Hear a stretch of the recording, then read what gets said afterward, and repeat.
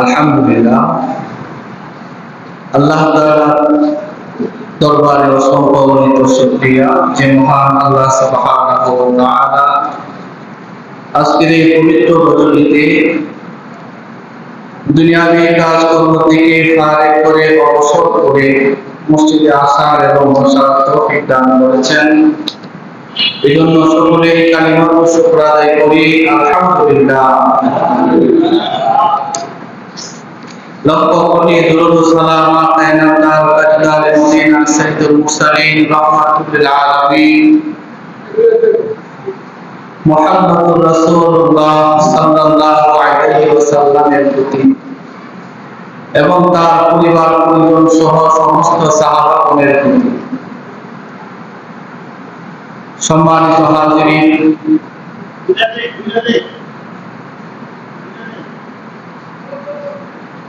আমরা যারা মসজিদে এসেছি কথা না বলে একটু মনোযোগ সহকারে কয়েকটি কথা শুনি, আলোচনা বেশিক্ষণ করব না, অল্প সময় কথা বলবো এবং যতটুকু বলবো খুবই গুরুত্বপূর্ণ কথা। আজকে মাহে রমাদানের 27তম রজনী। নবী করিম সাল্লাল্লাহু আলাইহি ওয়াসাল্লামের হাদিসের ভাষায় লাইলাতুল কদর পাওয়ার সম্ভাবনাময় একটি রজনী।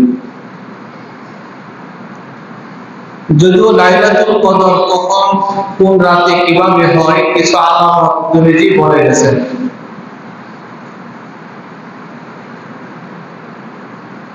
মাহে রমাদানের শেষ 10 দিনের বেজুর সংখ্যায় লাইলাতুল কদর।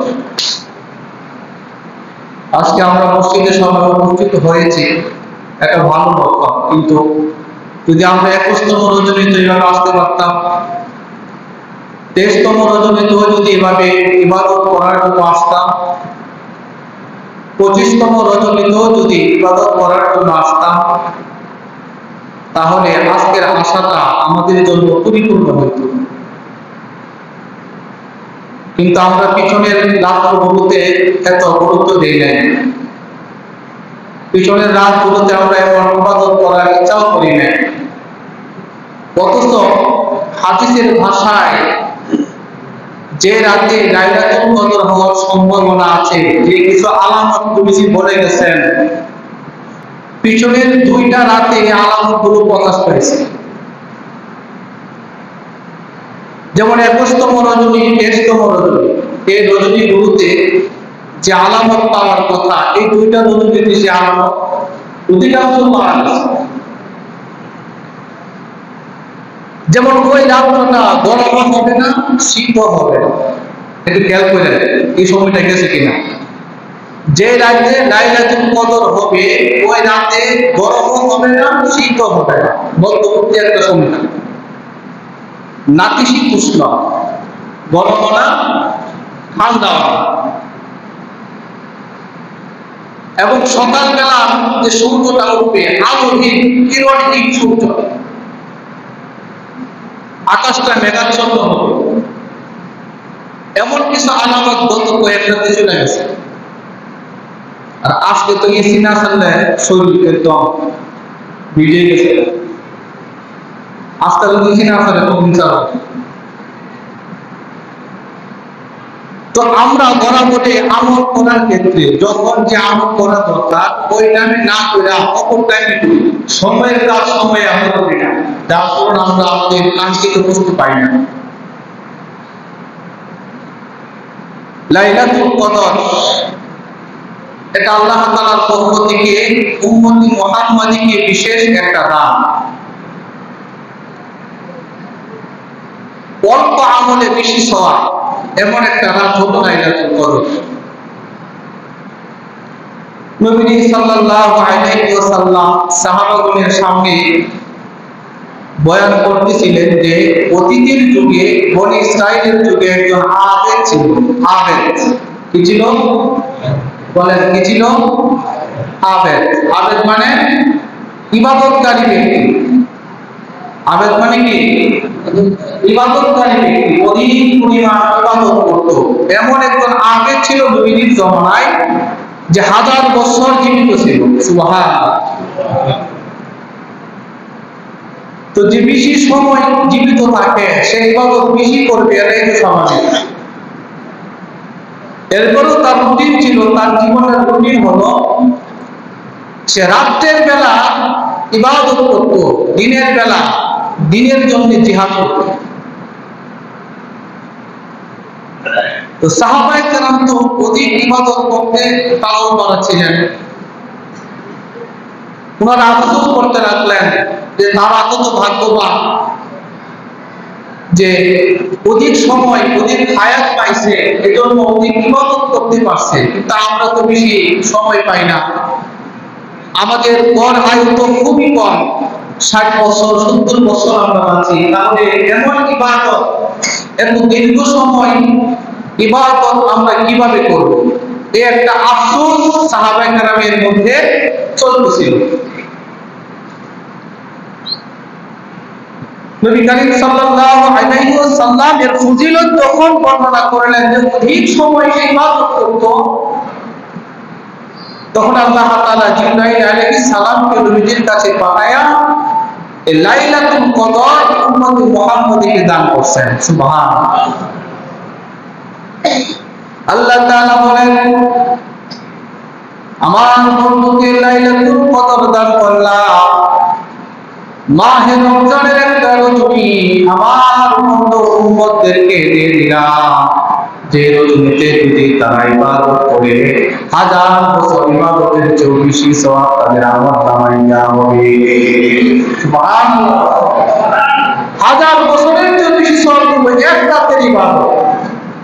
কি বলেন? এটা একটা কথা, এই কথা বুঝতেছেন?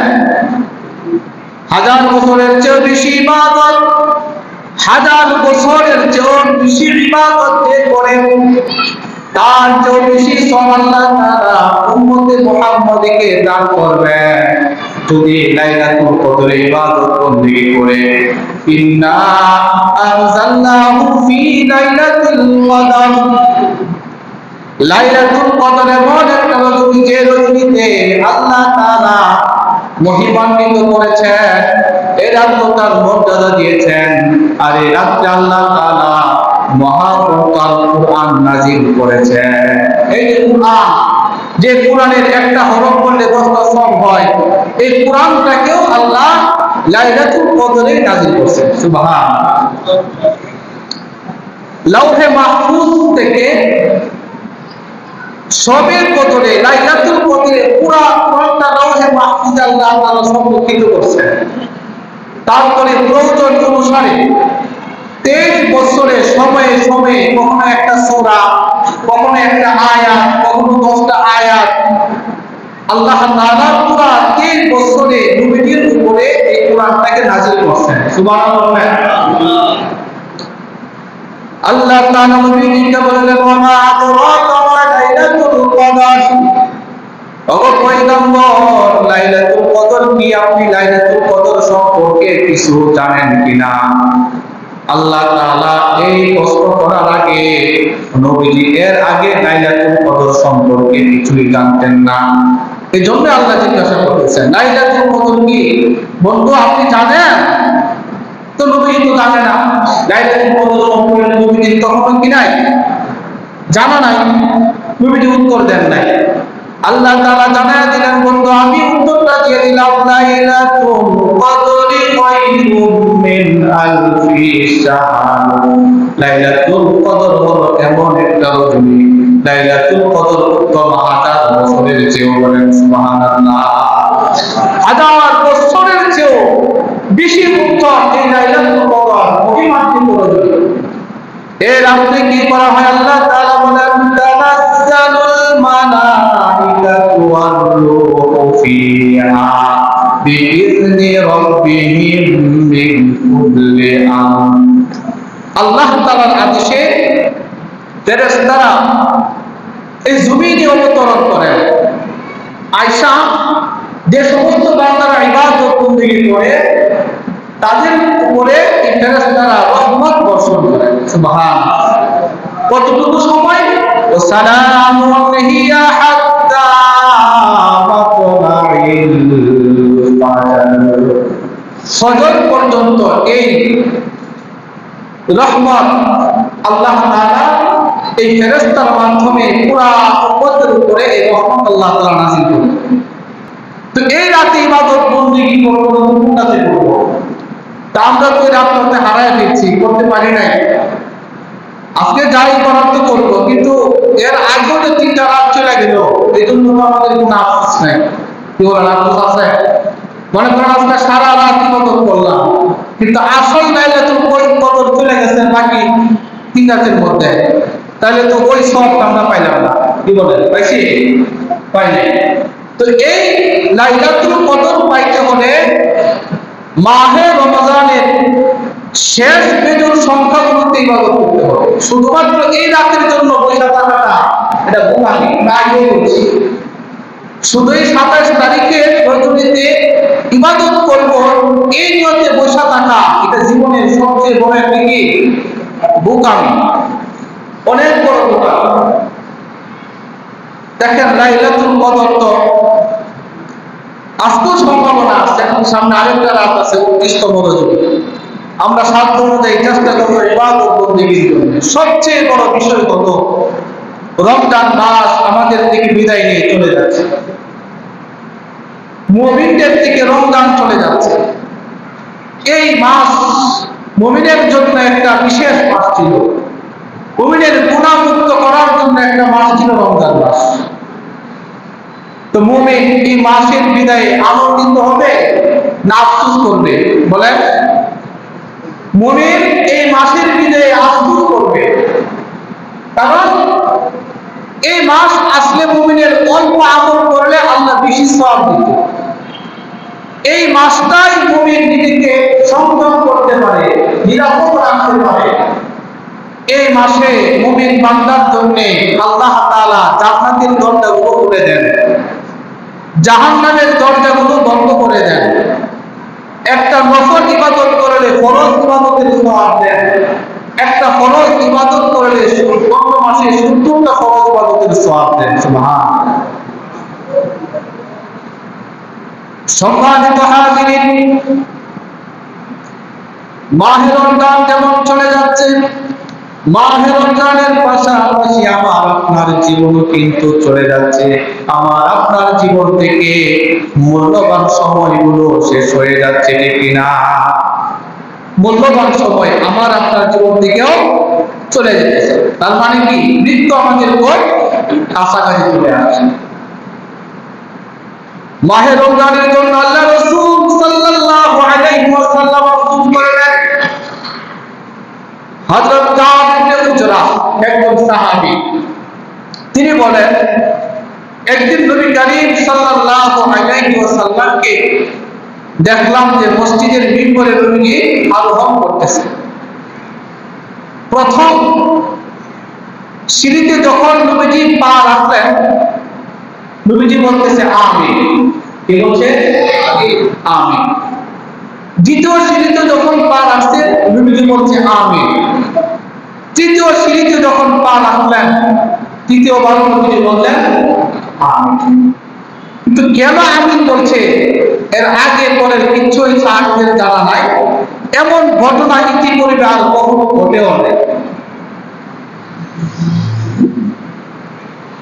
তো স্বাভাবিক অবস্থার বাহিরে গিয়া যে এমন একটা সময় নবীজির থেকে যখন এই বিষয়টা প্রকাশ পাইছে, সাহাবীদের মনের মধ্যে একটা জিজ্ঞাসা চলে আসছে। নবীজিকে জিজ্ঞাসা করলেন, ইয়া রাসূলুল্লাহ, আজকে যে কাহিনীটি, যে ঘটনা আপনি ঘটাইলেন, এমন কোনদিন তো এরকম কোন কাজ আপনি কোনদিন করেন নাই, কিন্তু আজকে আপনি এরকম কেন করলেন? আল্লাহ নবী সাল্লাল্লাহু আলাইহি ওয়াসাল্লাম বললেন, এই মুহূর্তে হযরত জিবরাইল আমার কাছে এসেছিল। আয়েশা 3 ব্যক্তির ব্যাপারে জিবরাইল বদদুয়া দিয়েছে, আমি তার সাথে আমিন বলে সমর্থন দিয়েছি। নাউজুবিল্লাহ বলেন। খেয়াল করেন, 3 ব্যক্তির ব্যাপারে হযরত জিবরাইল কি দিয়েছে? কথা বলেন, কি দিয়েছে? বদদোয়া দেওয়া কি ভালো? ওই বদদোয়া কি ভালো কাম? তো নবীজি আবার ওই দোয়াটাকে সমর্থন দিয়েছে। তাহলে এই দোয়া কবুল হইল কি হইল না? ফেরেশতা জিবরাইল দোয়া করতেছে, নবীজি আমিন বলতেছে, এই দোয়া কবুল হইল না? ডাইরেক্ট জিজ্ঞাসা করা হলো কি বদদোয়াটা কি? নবীজি বললেন, আমি যখন প্রথম সিঁড়িতে পা রাখলাম, এমন অবস্থায় জিবরাইল আয়েশা আমার কানে কানে বলতেছে, ধ্বংস হোক ওই ব্যক্তি যে রমজান মাস পাইছে কিন্তু তার নিজেকে গুনাহ মুক্ত করতে পারলো না। সে গুনাহ থেকে বেঁচে থাকতে পারলো না। রমজান পাইছে, এত গুরুত্বপূর্ণ একটা মাস সে পাইছে, কিন্তু নিজেকে গুনাহমুক্ত করতে পারলো না। ওই ব্যক্তি ধ্বংস হোক। নবীজি জিবরাইলের এই দোয়ার সাথে বললেন আমিন। এই যে রমজান মাস বিদায় নিয়ে চলে যাচ্ছে, আমি আপনি কি গুনাহমুক্ত হতে পেরেছি? বা আমার পরিবারের লোক কি গুনাহমুক্ত হতে পেরেছে? এই রমজান মাসে আমি কতটুকু ইবাদত করছি, আল্লাহর কাছে কি কতটুকু কান্নাকাটি করছি? আমি কি আমার গুনার জন্য অনুতপ্ত হয়েছি? আমরা কি আল্লাহ তাআলার কাছে গুনাহ মাফের জন্য দোয়া করছি? বা যে গুনাহের জন্য আমি তওবা করছি, এই গুনাহটা কি পরবর্তীতে আমার দ্বারা কি হয় নাই? এই একটা চিন্তা আমার করা দরকার, আমাদের সমাজ করা দরকার। এই রমজান মাসে রাসূল সাল্লাল্লাহু আলাইহি ওয়াসাল্লাম রোজাদারদের জন্য কিছু হুকুম দিয়েছেন। রোজাদারদের জন্য নবী সাল্লাল্লাহু আলাইহি ওয়াসাল্লাম কিছু সুসংবাদ দিয়েছেন। এর মধ্যে একটা অন্যতম সুসংবাদ হলো এই রোজা আল্লাহ তাআলার কাছে এত দামি যে অন্যান্য ইবাদতের সওয়াবগুলো আল্লাহ তাআলা ফেরেশতার মাধ্যমে দেন, আর এই রোজার সওয়াব আল্লাহ নিজে দেন। সুবহানাল্লাহ। এরপরে যদি বান্দা গুনাহ থেকে নিজেকে বাঁচাইতে না পারে, এর চেয়ে বড় হতভাগা, এর চেয়ে বড় আফসোসের বিষয় আর কিছুই হতে পারে না। ইবাদত বন্দেগী আমি কি করলাম, রমজান চলে যাইতেছে, আমার মধ্যে এই আফসোস কেন আসে না? জিবরাইল আলাইহিস সালাম বললেন, ওই ব্যক্তি ধ্বংস হোক যে রমজান মাস পাইছে কিন্তু নিজেকে গুনাহমুক্ত করতে পারলো না। নবী সাল্লাল্লাহু আলাইহি ওয়াসাল্লাম বলেন, জান্নাতের মধ্যে একটা স্পেশাল গেট আছে। কি আছে? স্পেশাল গেট আছে। ওই গেট দিয়া কেবলমাত্র যারা রোজাদার তারাই প্রবেশ করবে, আর কেউ ওই গেট দিয়ে প্রবেশ করতে পারবে না। সুবহানাল্লাহ। রমজানের শুরু থেকে শেষ পর্যন্ত রোজাদারের জন্য জান্নাতকে সাজানো হয়। জান্নাতের হুরেরা ডাকতে থাকে, হে রোজাদাররা তোমরা কখন আমাদের কাছে আসবে, আহ্বান করতে থাকে। এই একটা রজনী, এই একটা মাস, মুবারকপূর্ণ একটা মাস আমাদের থেকে বিদায় নিয়ে চলে যাইতেছে, কিন্তু আমরা কতটুকু অর্জন করতে পেরেছি একটু চিন্তা করার বিষয়। 2 নম্বর হলো আল্লাহ নবী সাল্লাল্লাহু আলাইহি ওয়াসাল্লাম বলেন, হযরত জিবরাইল আমি যখন দ্বিতীয় সিঁড়িতে পা রাখলাম, এমন অবস্থায় জিবরাইল আলাইহিস সালাম এসে বললেন, ধ্বংস হয়ে যাক ওই ব্যক্তি যার সামনে আমার নাম উচ্চারণ করা হয়েছে, এরপরও সে আমার উপর দুরূদ পাঠ করলো না। কি করলো না? মতটা কি বুঝতেছে? কি পাঠ করলো না বলেন? দুরূদ পাঠ করলো। নবীজির মানুষের সামনে নবীর নাম উচ্চারণ হয়েছে, কিন্তু নবীর উপরে দুরূদ পড়া হলো না।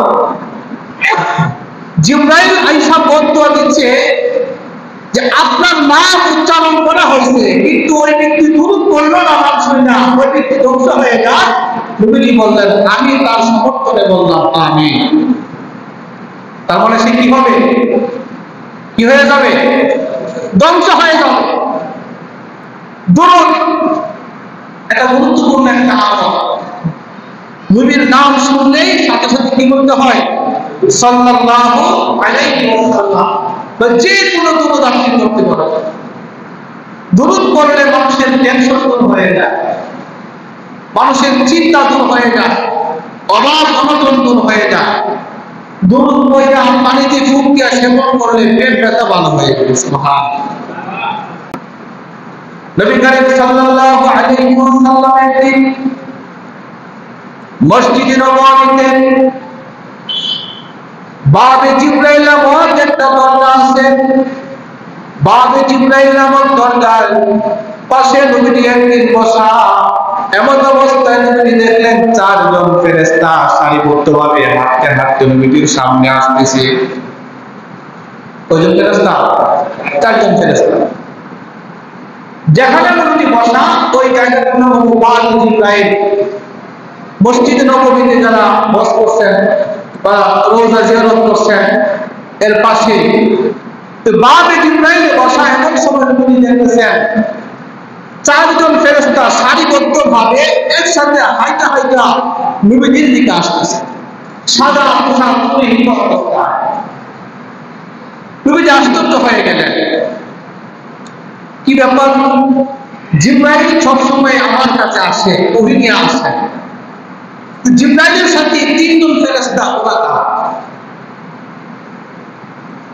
তো সারিবদ্ধভাবে একসাথে কাতারবন্দি হয়ে আস্তে আস্তে যখন নিকটবর্তী হয়ে গেছে, এমন অবস্থায় জিবরাইল আগে, জিবরাইলের পরে হযরত মিকাইল, মিকাইলের পরে হযরত ইসরাফিল, আর সবশেষে হযরত আজরাইল আলাইহিস সালাম। একজনের পরে একজন কাতারবন্দি হইয়া সামনের দিকে চলে আসছে। নবীজি মনে মনে চিন্তা করতে লাগলেন, জিবরাইল তো সব সময় আসে আমার কাছে ওহি নিয়ে, কিন্তু মিকাইল কেন আসলো? মিকাইল তো আসে না। মিকাইলের দায়িত্ব হলো পানি বন্টন করা। কি বন্টন করা? আল্লাহ তাআলা তাকে পানি বন্টনের দায়িত্ব দিয়েছেন।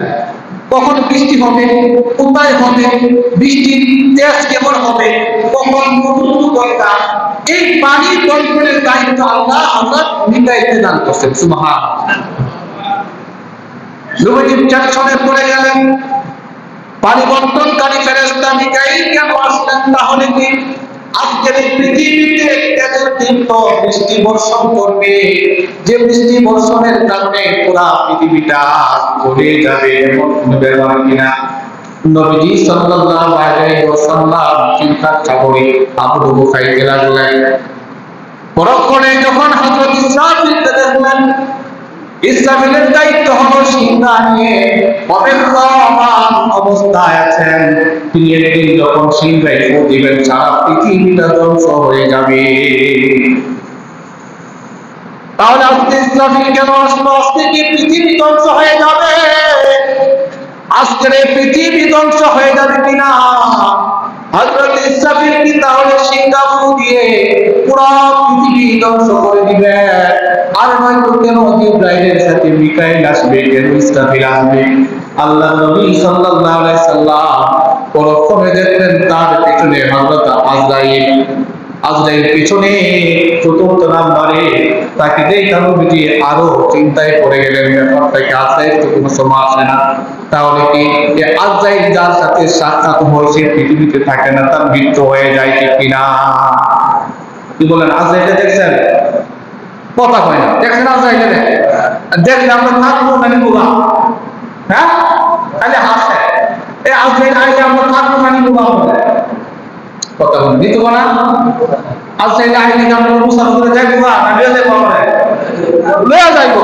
নবীজি চিন্তা করতেছে আজরাইল কে যাইবো, আমরা তো খবরই নাই। আসে আজরাইলকে হাসুন যাইবো, হ্যাঁ হাসবেন লাগাই দেবো দুটো দাঁত তার দেবো, সুযোগ দিব না। কি বলেন? দিব, সুযোগ দিব। নবীজি চিন্তা করে গেছে আজরাইল লাগতেছে, ব্যাপারটা কি? আজরাইল তো কোনোদিন আসে না, কি ব্যাপার? তাহলে আজকে আমার জানতে হয়ে যাইব। কি বলেন? 3 বাহিনীর 4 বাহিনীর প্রধান যদি আপনার বাড়িতে হঠাৎ আনা দেয়, পুলিশের আইজি, কি বলেন সেনাবাহিনীর প্রধান, নৌবাহিনীর প্রধান, আর কত বাহিনীর প্রধান আছে, একদিনে যদি আপনার বাড়িতে আনা দেয়, আপনার অবস্থাটা কি হইব? আর সামান্য একটা গ্রাম পুলিশ গ্রাম পুলিশ যদি হঠাৎ আপনার বাড়িতে আসে, আপনি বিদ্যালয়ের উপর আইন সম্ভব হয়ে যাবে, সর্বনাশ কি না জানি হয়েছে, চেয়ারম্যান এমন আমরা দেখাইতেছে, আমি না তুমি কি করে লাগছে, বাড়ির মানুষ নানা কথা শুরু করে দিব, এক কি জানি বলছে। আর দুটা পুলিশ আয় বাড়ি, তাহলে তো হ্যাঁ খবর আরো অবস্থা আরো কাটে, এরা জানি কত বড় অপরাধ করছে, মানে হ্যাঁ বাড়ি পুলিশ যেতে পারে। কথা বল ঠিক কিনা? আল্লাহ তাআলা চারজন ফেরেশতাকে প্রধান ফেরেশতা, কেমন ফেরেশতা? যে ফেরেশতার সাথে নবীজির সবসময় কানেকশন আছে। হযরত ইব্রাহিম উনি আসলে তো অসুবিধা নাই, কি বলেন অসুবিধা আছে? তার সাথে সবসময় কথা আদান প্রদান হইতেছে। তারা মুসলিম সবসময় আপনার কাছে আসে যায়, একসাথে বসে আপন বলেন, বিড়ি সিগারেট খান, কত কিছুই করেন। এরা যদি প্রতিদিন আসে, আপনার কোনো সমস্যাই নাই। সমস্যা আছে? হঠাৎ যদি তার সাথে আরেক কয়েকজন দেখেন বড় বড়, তখন তো অবস্থা খারাপ হয়ে যাবে। কথা ঠিক কিনা?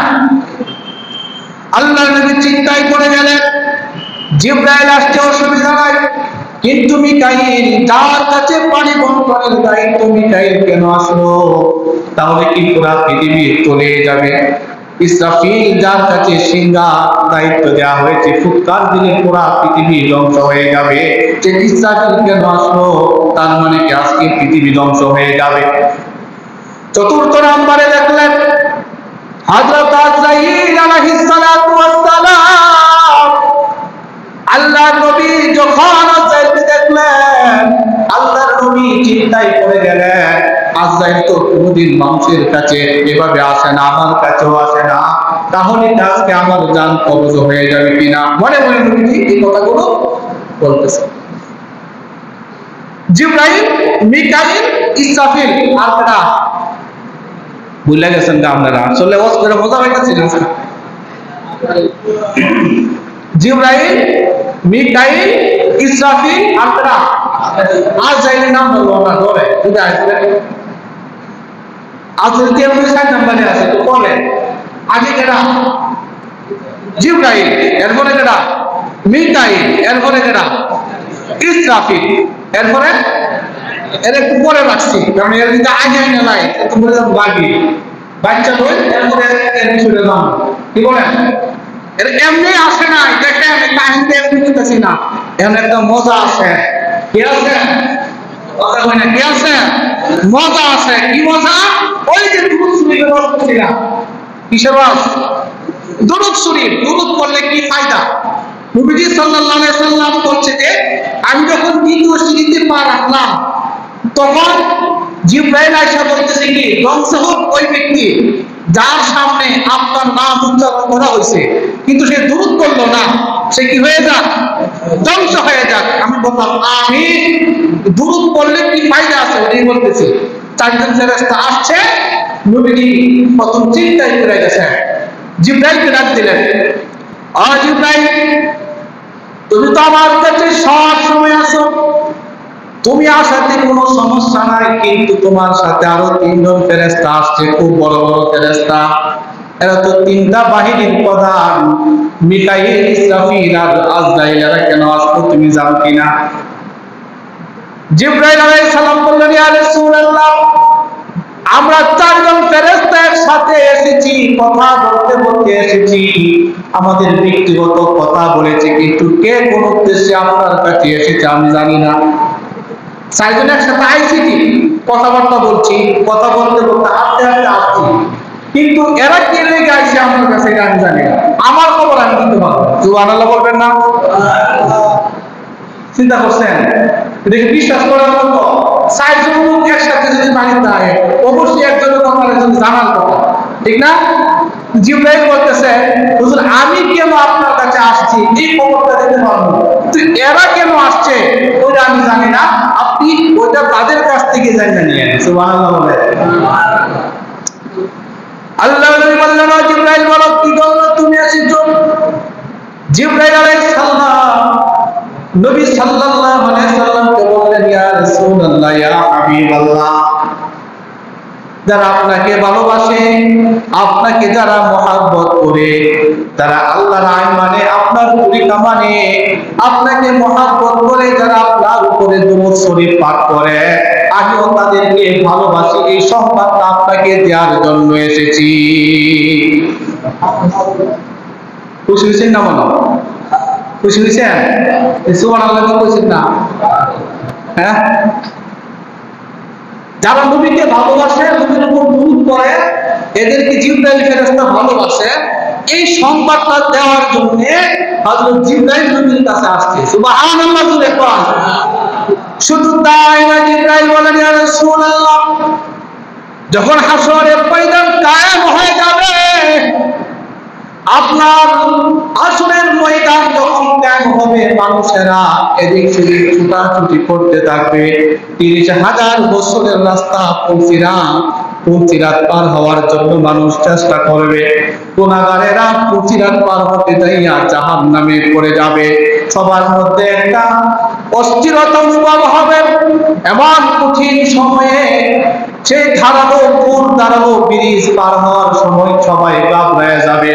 কিন্তু আপনার উম্মত যারা আপনার উপরে দুরূদ পড়েছে, আপনাকে ভালোবাসে, আপনার নাম শুনে দুরূদ পড়ে, সময়ে সময়ে দুরূদ পাঠ করে, আমি জিবরাইল তাদেরকে ধরে ধরে ওই পুলসিরাত বিজলির আকারে পার করিয়ে দেব। এই সংবাদটা দেওয়ার জন্য আপনার কাছে আসছে। সুবহানাল্লাহ। জিবরাইল কেন আসছে বলেন তো? কেন আসছে জিবরাইল? কেন আসছে?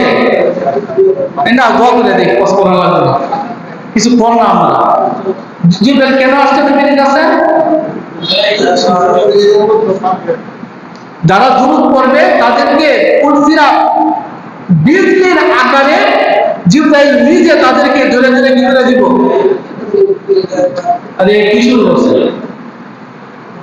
এমনি ওর ভালো লাগতেছে না, আমার কথা কম, তাও ভালো লাগছে না। জিবরাইল আসছে কি, যে আমি যারা দুরূদ পড়ে তাদেরকে পুলসিরাতটা বিজলির আকারে পার করায় দিব। এই সুসংবাদ দেওয়ার জন্য আমি আপনার কাছে এসেছি। সুবহানাল্লাহ। 2 নম্বরে কারা? কোন 2 নম্বরে কারা? হযরত মিকাইল আলাইহিস সালাম। ওনার কাজ কি? পানি বন্টন করা, পানি মন্ত্রী, পানি সম্পদ মন্ত্রী। ওনার কাজ হলো পানি বন্টন করা। কখনো বৃষ্টি দরকার, ওইগুলো দিবে। উনি কেন আসছে? মিকাইল, তুমি কেন আসছো? হযরত মিকাইল বললেন, ইয়া রাসূলুল্লাহ, এই যে জিবরাইল আপনাকে বলে গেল, জিবরাইল আপনার উম্মতকে ভালোবাসে। আপনি মনে করছেন জিবরাইল শুধু আপনার উম্মতকে ভালোবাসে, আমি বুঝি ভালোবাসি না। আমি মিকাইল আপনার উম্মতকে ভালোবাসি, সুসংবাদ দিতে এসেছি।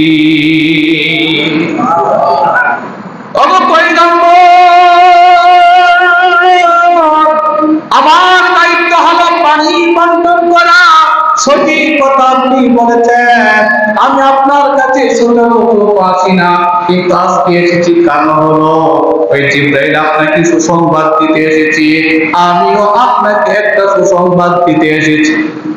আসরের ময়দান যখন শুরু হয়ে যাবে, সূর্যটা যখন মানুষের খুব কাছাকাছি চলে আসবে, মাটির জমিন যখন তামার জমিন হয়ে যাবে, মানুষের মগজ যখন টকবক করতে থাকবে, এই অবস্থায় এত উত্তপ্ত হবে, মন উত্তপ্ত হবে।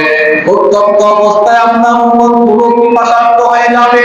পানি পানি বলে তারা চিৎকার করতে থাকবে, কেউ তাদেরকে পানি দিবে না।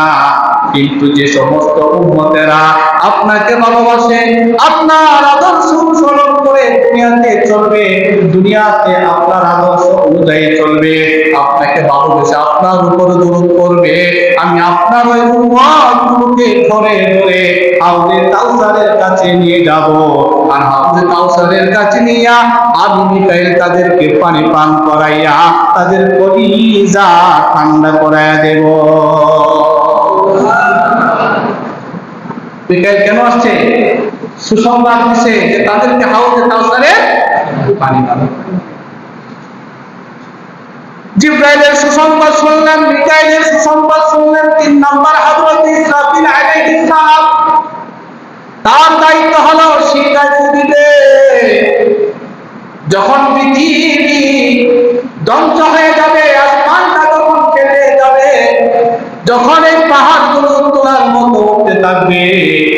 সাগরের ঢেউগুলো উত্তাল হয়ে যাবে, কবরের মানুষগুলো উঠে যাবে। জুলজিলাতিল আরদু জিলজালাহা ওয়া আখরাজাতিল আরদু আথqalaha ওয়া ক্বালাল ইনসানু মা লাহা ইয়াওমা ইযিন তুহাদ্দিসু আখবারাহা। হযরত ইসরাফিল আলাইহিস সালাম কিছু সংবাদ নিয়ে আসছেন। দেখেন, তার আগে আমরা আপনাদেরকে বলতে চাই, আজকে এই সবে কদরে অনেকে কোরআন খতম করছে না? কি বলেন, করছে না? অনেকে অসুস্থ, অনেক মানুষ আমার কাছে দোয়া চাইছে যে হুজুর কোরআন খতম করছি, দোয়া করেন, মা বাবা মারা গেছে তাদের জন্য দোয়া করেন। অনেকে দোয়া চাইছে। আমাদের দোয়াটা কবুল হবে কি হবে না আমরা কি জানি? জানি না। কিন্তু আপনার আমার জন্য যদি দোয়া করা হয় আসমানে, আর সেই দোয়াগুলো যদি ফেরেশতা করে, এই দোয়াটা কবুল হবে কিনা? আরেকটু জোরে কোন, আরো জোরে কোন। ফেরেশতা যদি দোয়া করে আল্লাহ করে, আর আপনার জন্য দোয়া রিকোয়েস্ট করে, দোয়া করার জন্য সব হাজার হাজার ফেরেশতা যদি আসমানে একত্রিত হইয়া আপনার গুনাহ মাফের জন্য দোয়া করে, এই দোয়া ডাইরেক্ট কবুল হবে এতে কোনো সন্দেহ নাই। ঠিক কিনা বলেন?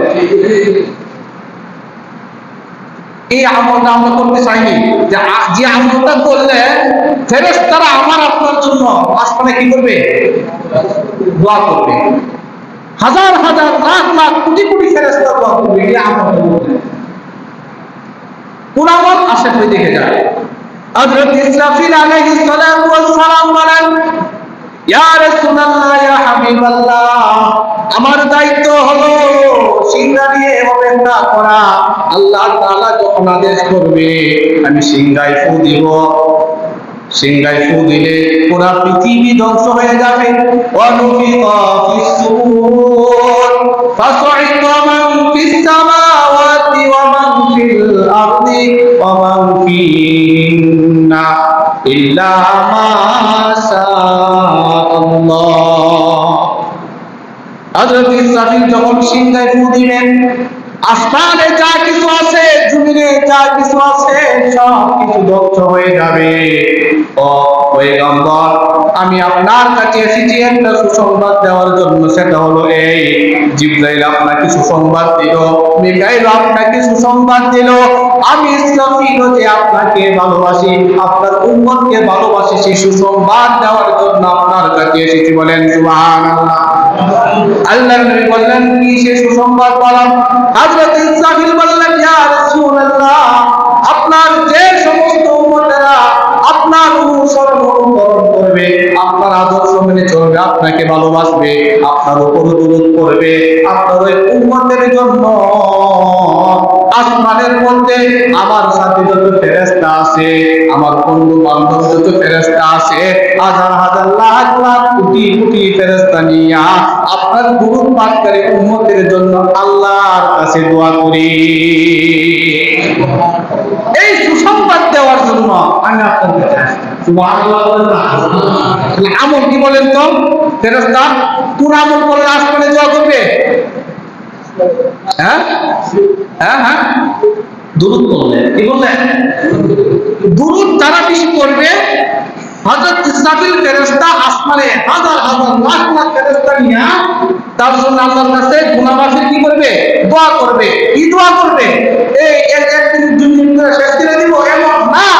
আল্লাহ রাসূলকে হযরত ইসরাফিল বলেন, আমরা আল্লাহর কাছে এমন ভাবে দোয়া করব যতক্ষণ পর্যন্ত আল্লাহ তাআলা আমাদেরকে না বলবে যে তাদেরকে আমি মাফ করে দিয়েছি, ততক্ষণ পর্যন্ত আমরা দোয়া শেষ করব না। তো ফেরেশতারা যদি কাজে লাগাতে চায়, আমরা যদি ফেরেশতাদেরকে কাজে লাগাইতে চাই, তাহলে কি করতে হবে? বেশি করে দরুদ পড়তে। ফেরেশতারা যদি একবার দরুদ পড়ে কাজে লেগে গেছে, দরুদ তারা আমাদের জন্য দোয়া করবে। তো জিবরাইল ফেরেশতা দরুদ তারা পড়ে তাদেরকে কি করবে? পুলসিরাত পার করায় দিবে। মিকাইল ফেরেশতা যারা বেশি দরুদ পড়ে তাদেরকে হাউজে কাউসারের পানি পান করাইবে। আর ইসরাইল ফেরেশতা যারা দরুদ পড়ে তাদেরকে কি করবে?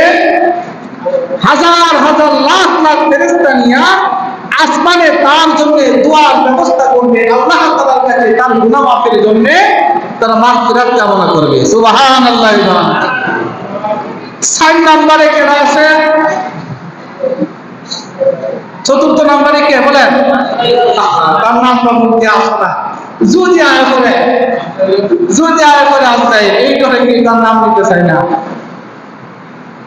আজরাইল আলাইহিস সালাম, তার চেহারাটাই এমন, সমাজে কিছু মানুষ আছে মুখের মধ্যে জীবনে হাসি নেই, আছে না? এর চেহারার মধ্যে কোনো হাসি নেই, এর দেখলে মানুষ ভয় পায়। তো কি রে, তুই কিন্তু হাসতে পারছ না? আমার মুখে এরকম, তো মুখ দেখে মুখে নেই, আমার মুখে কোনো হাসি নেই। এবং বিকৃত চেহারার কিছু মানুষ সবখানে আছে, তার ভয় পায় না, তাকে দেখলেই ভয় পায়। তো আজরাইলের চেহারাটা এমন, তাকে যে দেখে সে ভয় পাইবে। আর ভয় কেন পাইতো না? তার 4টা পাখা আছে, ডানা, 4টা ডানা, বলে না 4টা ডানা আছে। তার চোখ আছে কয়টা? হযরত আদম আলাইহিস সালাম থেকে নিয়ে কিয়ামত পর্যন্ত যত মানুষ পৃথিবীতে আসবে, যত মানুষের সংখ্যা যত, আজরাইল আলাইহিস সালামের চোখের সংখ্যা কত? সুবহানাল্লাহ বলবেন না? তো খালি চোখ আর চোখ দিয়ে গুলি করে রাখছে। একটা মানুষের গুলি করলে, সিধা গুলি করে না, সিধা গুলি করলে তার পুরা শরীর ঢাকা হয়ে যায়, গুলি পুরা থাকে।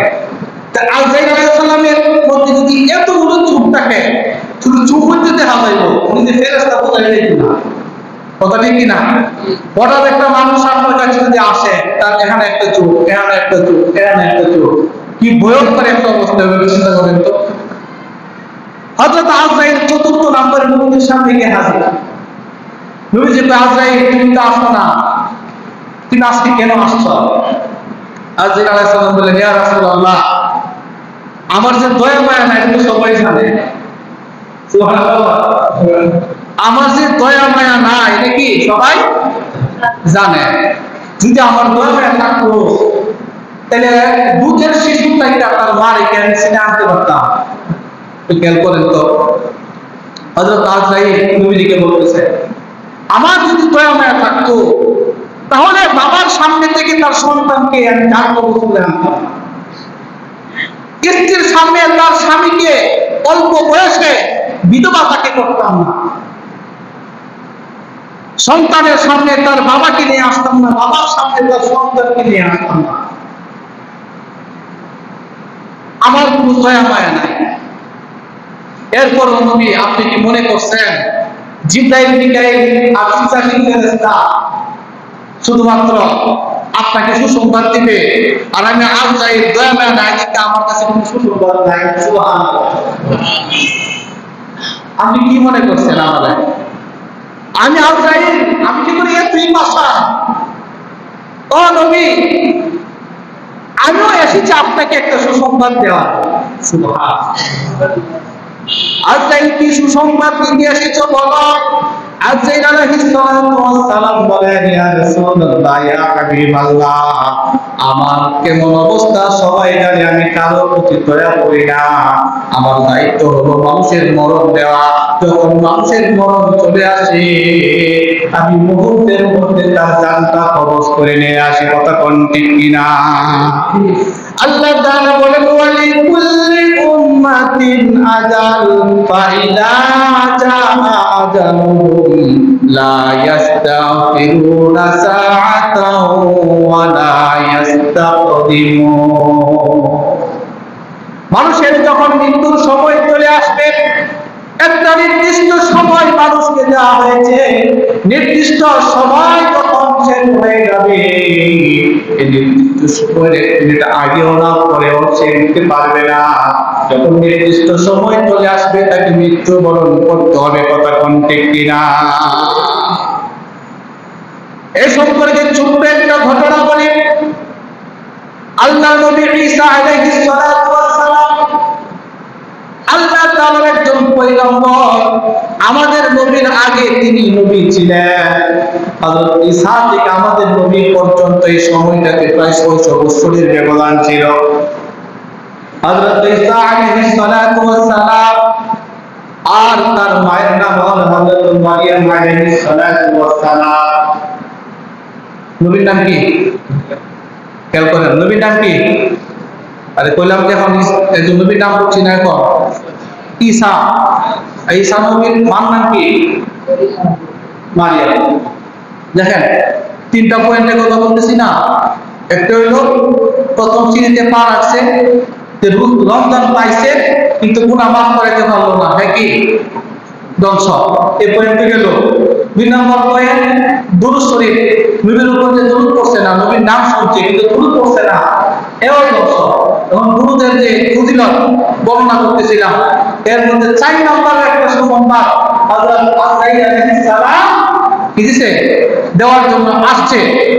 এর সাথে সংশ্লিষ্ট 3 নম্বরে যে দোয়াটা করছিল, ওটার একটা বিষয় এখানে সংশ্লিষ্ট আছে, একসাথে ওটা বললাম, বয়ান শেষ করে দেব ইনশাআল্লাহ। কি বলেন, রাজি আছেন? রাজি আছেন না? দেখেন, 3 নম্বর সিঁড়িতে পা রাখার সময় হযরত জিবরাইল আলাইহিস সালাম দোয়া করছিল যে ধ্বংস হোক ওই ব্যক্তি যে তার মা এবং বাবা দুজনকে পাইছে, অথবা যে কোনো একজনকে পাইছে, তাদের খেদমত কইরা তাদেরকে সন্তুষ্ট করতে পারলো না, তো তাদের সন্তুষ্টি অর্জন করতে পারলো না, ওই সন্তানগুলো ধ্বংস হয়ে যাবে। নাউযুবিল্লাহ বলেন। নবীজি তখনও বললেন কি আমিন। এখন দেখেন, হযরত আজরাইল আলাইহিস সালাম নবীজিকে কিছু সংবাদ দিতে আসছে। এটা মনে রাখবেন, হযরত আজরাইল নবীজিকে সুসংবাদ দেওয়ার জন্য কে আসছে? চতুর্থ নাম্বারে হযরত আজরাইল আলাইহিস সালাম যে কারো প্রতি দয়া করে না, মায়া করে না, এই বিষয়টা বোঝানোর জন্য এমন একটা বিষয়ের দিকে আজকে যাব যে তার সাথে যদি দয়া না করে, আমার আপনার সাথে কেমনে দয়া করবে? হযরত আজরাইল আলাইহিস সালাম বলেন, আমার দয়া নাই, মায়া নাই। যদি আমার দয়া মায়া থাকতো তাহলে বাবার সামনে থেকে তার সন্তানকে আমি জান কবজ করতাম না, মার সামনে থেকে তার মেয়ের জান কবজ করতাম না। আর যদি কোনো ব্যক্তি বা কোনো মা, মনে করেন কোনো মা তার সন্তানটাকে এমন ভাবে লালন পালন করে যে এই ছেলের বাবা মারা গেছে অল্প বয়সে, বা এই ছেলেটাকে ছোট্ট রাইতে বাবা মারা গেছে, একটা মাত্র সন্তান, মেয়ে একা, বিধবা, এই ছেলেটাই তার অবলম্বন, তাকে নিয়ে সে বেড়ে উঠতেছে। বললেন তো এই সন্তানের প্রতি তার মা মুহাব্বত অন্য 10টা মায়ের চেয়ে বেশি না কম হইব? কথাটা বুঝতে পারছি আমি? যার একটা মাত্র সন্তান, যে মহিলার স্বামী নাই, যে মহিলাকে সাহায্য সহযোগিতা করার মতো কেউ নাই, শুধু তার এই ছোট্ট বাচ্চাটাকে অবলম্বন করে জীবন যাপন করতেছে, এই সন্তানের প্রতি এই মার ভালোবাসা বেশি হইব না? বেশি। হযরত ঈসা আলাইহিস সালাতু ওয়াস সালাম উনি যখন জন্মগ্রহণ করেন, উনার বাবা ছিল না, আল্লাহ তাআলা উনাকে বিশেষভাবে পৃথিবীতে প্রেরণ করেছেন। বাবা ছাড়া পৃথিবীতে এসেছেন। আল্লাহ তাআলা 4টা পদ্ধতিতে দুনিয়াতে মানুষ পাঠাইছেন। হযরত আদম আলাইহিস সালাতু ওয়াস সালাম, উনার বাবাও নাই, মাও নাই, সরাসরি মাটি থেকে আল্লাহ তাআলা বাবা আদমকে সৃষ্টি করেছেন, ঠিক কিনা বলেন? আবার আদম আলাইহিস সালাম থেকে আমাদের মা হাওয়া আলাইহিস সালামকে সৃষ্টি করেছেন, কিন্তু আদমকে সৃষ্টি, হযরত হাওয়াকে সৃষ্টি করেছেন একজন পুরুষ থেকে। হাওয়াকে সৃষ্টি করছেন একজন পুরুষ থেকে, তার মা নাই, কি নাই? হাওয়া আলাইহিস সালামকে মা ছাড়া একজন পুরুষ থেকে সৃষ্টি করছেন। কথাটা খেয়াল করেন। প্রথম আল্লাহ আদমকে সৃষ্টি করছেন মাও নাই, বাবাও নাই, সরাসরি মাটি থেকে, ঠিক আছে? আর হাওয়া আলাইহিস সালামকে সৃষ্টি করছেন বাবা আদম থেকে, মা ছাড়া, কি ছাড়া? কিন্তু পুরুষ থেকে সৃষ্টি হযরত কে? হাওয়া আলাইহিস সালাম। দুইটা পদ্ধতি গেল। আর আদম এবং হাওয়া আলাইহিস সালাম স্বামী স্ত্রী, এই স্বামী স্ত্রীর মাধ্যমে পৃথিবীর সব মানুষের সৃষ্টি, এই একটা পদ্ধতি। কয়টা হচ্ছে পদ্ধতি? তিনটা। চতুর্থ পদ্ধতি বিশেষ কুদরত আল্লাহ তাআলা বাবা ছাড়া হযরত ঈসা আলাইহিস সালামকে সৃষ্টি করেছেন। সুবহানাল্লাহ বলেন। হযরত ঈসা আলাইহিস সালাতু ওয়াস সালাম যখন পৃথিবীতে আসলেন, আল্লাহ তাআলা হযরত জিবরাইলকে মারইয়াম আলাইহিস সালামের কাছে পাঠালেন আর বললেন, মারইয়াম তোমার গর্ভে সন্তান আসবে। মরিয়ম চিন্তা ফেলে গেছে, কি কয়, আমার তো বিয়ে হইছে না। আর স্বাভাবিক নিয়ম হলো বিবাহ করলে বাচ্চা হবে, অথবা কোনো পুরুষ তাকে স্পর্শ করলে বাচ্চা হবে। হযরত মারইয়াম চিন্তাই করলেন আমার সন্তান কিভাবে হবে। আল্লাহ তাআলা জিবরাইলকে জানায় দিলেন, জিবরাইল মারইয়ামকে জানায় দাও এটা আমার সিদ্ধান্ত, তার সন্তান হবে, এটা আমি আল্লাহ তাআলার একটা সিদ্ধান্ত, এটাই কার্যকর হয়ে যাবে। হযরত মারইয়াম আলাইহিস সালাতু ওয়াস সালাম যখন গর্ভধারণ করলেন, ওয়ালিনা জাআলাহু আয়াতাল লিন-নাসি ওয়া রাহমাতাম মিন্না ওয়া কানা আমরান মাকদিয়া। আল্লাহ তাআলা জানায় দিলেন, ও মরিয়ম তোমার গর্ভে যে সন্তান আসবে, এই সন্তানটাকে আমি বিশ্ববাসীর জন্য একটা নিদর্শন বানাইব। সুবহানাল্লাহ। এই সন্তান বিশ্ববাসীকে আমি একটা নিদর্শন বানাবো। কি নিদর্শন? তুমি সামনে দেখবা। কি দেখবো? আল্লাহ তাআলা হযরত মারইয়াম আলাইহিস সালামকে সুসংবাদ দেওয়ার পরে হযরত মারইয়াম বাইতুল মুকাদ্দাসের খাদেমা ছিলেন। তিনি যখন জানতে পারলেন তার সন্তান হবে, বাইতুল মুকাদ্দাস ছেড়ে তিনি বাইতুল মুকাদ্দাসের পূর্ব দিকে এক বনাঞ্চলে চলে গেলেন, জঙ্গলে চলে গেলেন। বনাঞ্চল যেখানে জঙ্গল, মানুষের কোনো বসবাস নাই, এমন এক জায়গায় হযরত মারইয়াম চলে গেছে। যখন ওই দূরবর্তী জায়গায় গেছে, এমন সময় আল্লাহ তাআলা একজন ফেরেশতাকে মানুষের বেশ দিয়া হযরত মারইয়ামের সামনে দাঁড় করাইছে। হযরত মারইয়াম আলাইহিস সালাতু ওয়াস সালাম চিন্তায় পড়ে গেছেন, বলতেছেন, আপনি কে? আপনি কেন আসছেন? তো ফেরেশতা বলতেছে, আমি দুনিয়ার কোনো মানুষ না, আমি হলাম জিবরাইল ফেরেশতা। আল্লাহ তাআলা আমাকে এখানে পাঠাইছে তোমার গর্ভে সন্তান হবে এই সংবাদটা দেওয়ার জন্য। সুবহানাল্লাহ। সংক্ষেপে বলতেছে, তখন হযরত জিবরাইল আলাইহিস সালাম একটা ফু দিলেন, হযরত মারইয়ামের জামার মধ্যে একটা ফু দিলেন। এই ফু দেওয়ার পরে হযরত মারইয়াম আলাইহিস সালাম গর্ভবতী হয়ে গেছে। এই বর্ণনার কয়েকটা ঘটনা আছে যে ফু দেওয়ার সাথে সাথে সন্তান প্রসব করছে।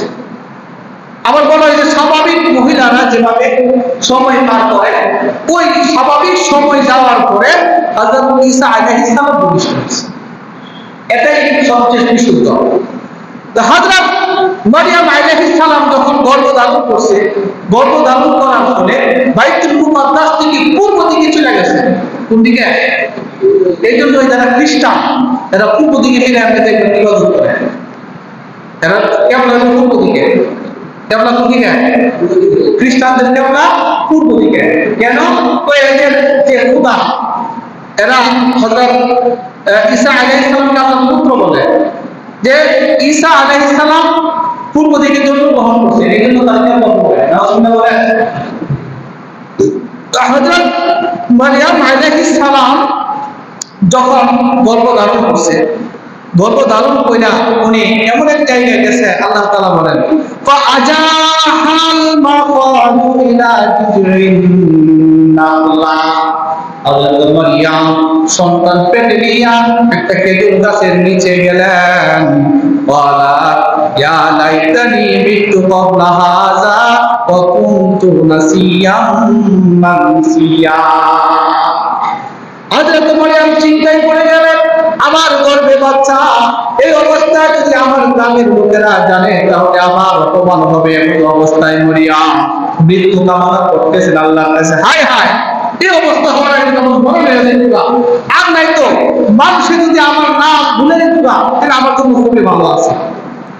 আল্লাহ তাআলা বললেন, ফানাদাহা মিন তাহতিহা আল্লা তাহজানি ক্বাদ জাআলা রাব্বুকি তাহতাকি সারিয়া। আল্লাহ তাআলা মরিয়মকে বললেন, মরিয়ম চিন্তা করবা না, এই খেজুর গাছের নিচ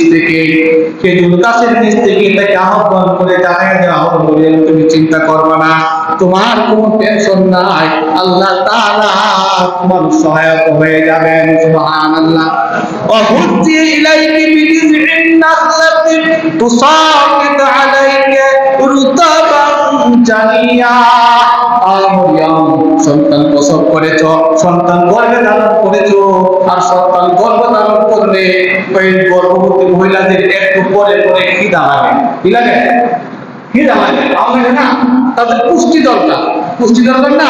পুষ্টি দরকার। আল্লাহ তাআলা হযরত মরিয়মকে বললেন, মরিয়ম যে গাছের নিচে তুমি আসো ওই গাছটার একটু নাড়া দাও, দেখো তোমার খাবার এসে গেছে। এমন সময় ছিল যে সময় গাছে ফল ধরে না, কিন্তু মরিয়ম যখন গাছে ফল নাড়া দিতে সাথে সাথে গাছ থেকে খেজুর পড়তে লাগলো। সুবহানাল্লাহ। টাটকা পাতা সবুজ, একদম এক নম্বর সুস্বাদু খেজুর আল্লাহ তাআলা এই গাছ থেকে মরিয়মকে দিলেন খাবার গ্রহণ করার জন্য। সুবহানাল্লাহ। বললেন, মরিয়ম ফাকুলি ওয়াশরাবি ওয়াকরি আইনা, মরিয়ম তুমি এই খেজুর খাও আর তোমার পাশে যত নহর প্রবাহিত হয়েছে সেখান থেকে পানি পান করো, তুমি এইগুলো দেখা তোমার চক্ষুটাকে জোড়ায় নাও। মরিয়ম তুমি চিন্তা করবা না, ফাকুলি ইন্নী নাযারতু লিররহমানি সাওমা, কেউ যদি তোমার কাছে আসে তখন তুমি তাদেরকে বলবা আমি রোজা রাখছি, রোজার মানত করছি। বললে কথা বলার সময় নেই আমার। তোমার পেটে কি আছে, তোমার বাচ্চা কেন হইতাছে, কেমনে আইতাছে, জিজ্ঞাসা যদি কেউ করে তার সাথে কোনো কথাই তুমি বলবা না, একদম চুপ। আর তৎকালীন সময়ে এই নিয়ম ছিল এরকম, কার সাথে কথা না বলা বোঝা, কথা না করে বোঝা ছিল। ফালাম উকাল্লিমাল ইয়াউমা নাসিয়া, তাদের সাথে কথা বলবা না, কথা বলার দরকার নাই। ফাতাত বিহি তাওবাহা তাহমিলুহু, হযরত মরিয়ম আলাইহিস সালাতু ওয়াস সালামের গর্ভকালীন অবস্থায় তার বংশের তার কাদের লোকেরা যখন তার কাছে আসছে, আয়েশা বলতেছেন, ক্বালু ইয়া মারইয়াম লাকাদ জিতি শাইআন ফারিয়া, মরিয়ম তুমি তো খারাপ আছিলে না, তোমার পেটে বাচ্চা হলো, তোমার তো বংশমালা, তোমার আব্বা মালা, তোমার মা মালা, তোমার এই অবস্থা কেন হলো? ইয়া উত্তাহারুন মা কানা আবুকি ইমরা সাউতিন ওয়া মা কানাত উম্মুকি বাকিয়া। হে মরিয়ম, তোমার আব্বা ভালো ছিল, তোমার মাও ভালো ছিল না, ভালো ছিল, কিন্তু তোমার পেটে কেমনে সন্তান আসলো? তোমার তো স্বামী নাই। আল্লাহ তাআলা কি বলে দিয়েছে? চোখ কি নাই, কোনো কথা নাই, কথা বলবা না। ফাআশারাত ইলাইহি, হযরত মরিয়ম তখন বললেন ফাআশারাত ইলাইহি, সন্তান যখন প্রসব হয়ে গেছে আল্লাহ তাআলা মরিয়মকে বললেন, মরিয়ম তোমার বংশের লোক আছে, যদি তোমাকে প্রশ্ন করে তুমি শুধু ইশারা করে দিবা সন্তানের দিকে। ফাআশারাত ইলাইহি, হযরত মরিয়ম তার সন্তানের দিকে ইশারা কইরা দেখায়া দিছে, আমি কিছু বলতে পারবো না, যা বলার আমার কোলের শিশু বলবে। বলেন সুবহানাল্লাহ। এই সন্তানটাকে বাঁচাইতে গিয়ে একটা মানুষ সন্তান প্রসব করলো, অনেক স্বামী এমন আছে সন্তান আসুক সে চাই না, অনেক সময় স্ত্রী গর্ভ ধারণ করে এই সন্তানটাকে মেরে ফেলার জন্য অনেক পাষণ্ড স্বামী অনেক চেষ্টা করে, কি করে না, কিন্তু এই মহিলা অনেক চেষ্টা সাধনা করে সন্তানটাকে প্রসব করে। যে এমন কষ্ট করে সন্তান প্রসব করে, এই সন্তানের প্রতি এই মায়ের ভালোবাসা মহব্বত অন্য মায়ের চেয়ে বেশি হওয়ারই কথা, কথা ঠিক কিনা বলে? দেখেন, সব মা তার সন্তানকে ভালোবাসে, কিন্তু যার একটা মাত্র সন্তান আর যে সন্তানটাকে মা খুব কষ্ট করে পারে লালন পালন করে, তার প্রতি ভালোবাসা আরো বেশি, কথা ঠিক না?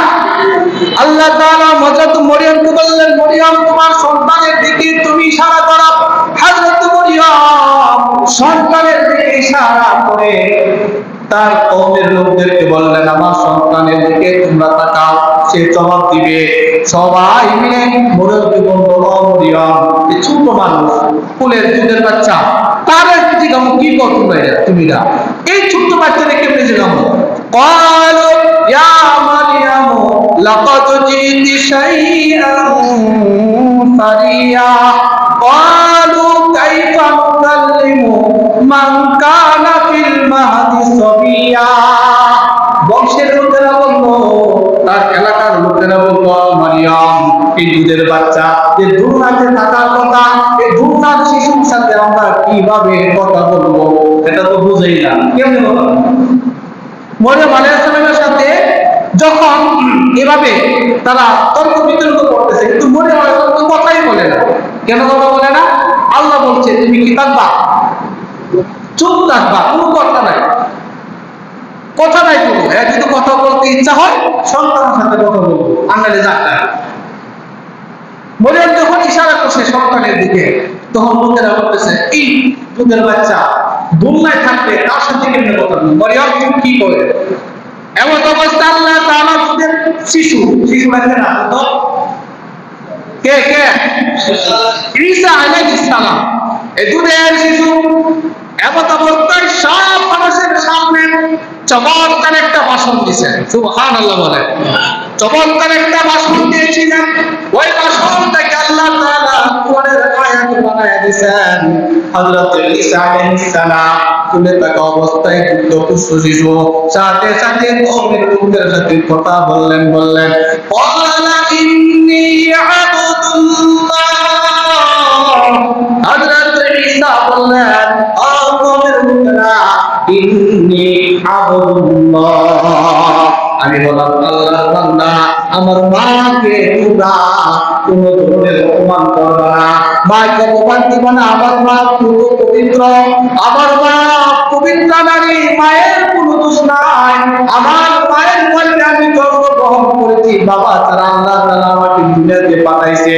ইন্নী আবদুল্লাহ, আল্লাহু আকবার। আমি হলাম আল্লাহর বান্দা। একসাথে কয়েকটা কথা বললেন, আমি হলাম আল্লাহর বান্দা। ইন্নী আবদুল্লাহ আতানিয়াল কিতাবা ওয়া জাআলানি নাবিয়্যা। আমি শুধু আল্লাহর বান্দা তা নয়, আল্লাহ তাআলা আমাকে কিতাব দিয়েছেন। সুবহানাল্লাহ বলেন, আল্লাহ তাআলা আমাকে কিতাব দিয়েছেন এবং আমাকে নবী বানাইছেন। ওয়া জাআলানি মুবারাকান আইনামা কুনতু, আমি যেখানে থাকবো ওই জায়গার জন্য আমি বরকতময় হয়ে যাব। সুবহানাল্লাহ, আমি এমন বরকতময় আল্লাহর বান্দা, যে জায়গায় আমি যাব জায়গাটা বরকতময় হবে, আমিও বরকতময়, ওই জায়গাটাও বরকতে ভরপুর হয়ে যাবে। তাই হলো আওসানি বিসসালাতি ওয়াজ যাকাতি, আমার আল্লাহ আমাকে আদেশ করেছেন, নসিহত করেছেন আমি যেন সালাত কায়েম করি, যাকাত প্রদান করি। মা দুমতু হাইয়া, পৃথিবীতে যতদিন আমি হায়াতে থাকবো, আমি যতদিন বেঁচে থাকবো, ততদিন যেন আমি নামাজ পড়ি এবং যাকাত দেই। সুবহানাল্লাহ বলবেন না? তিনি আরো বললেন, আমার রাব্বি ওয়ালিদাতি, শুধু তাই নয়, আমার আল্লাহ আমাকে আদেশ করেছেন আমি যেন আমার মায়ের অনুগত হয়, মায়ের সেবা করি, মায়ের খেদমত করি, মায়ের সম্মান করি। আল্লাহ তাআলা আমাকে আদেশ করেছেন আমি যেন মায়ের অনুগতশীল হয়। ওয়ালাম ইয়াজআলনি জাব্বারান শাকিয়্যা, আমি যেন আমার মায়ের শ্রদ্ধাশীল হয়, আমি যেন শ্রদ্ধার বাহিরে না যাই, মায়ের সাথে বেয়াদবি না করি।